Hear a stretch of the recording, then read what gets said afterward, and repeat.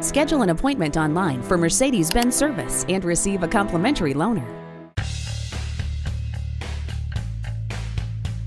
Changing your vehicle's oil and filter regularly is a simple way to increase your vehicle's performance, fuel economy, and engine life.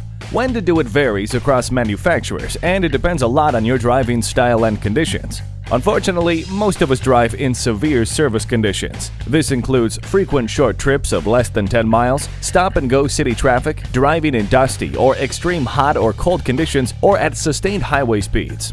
Whatever your driving conditions, frequent oil and filter changes are recommended. The reason, as an engine accumulates miles, engine oil breaks down and accelerated wear can occur, and all the engine problems that come with it. Remember, when you change the oil, it's highly recommended that you change the filter too. It's the engine's main line of defense against abrasion and premature wear. To keep your Mercedes-Benz running like new, rely on our Mercedes-Benz service professionals to change the oil and filter in your vehicle regularly. It's an easy way to increase your vehicle's performance and avoid unexpected costly breakdowns.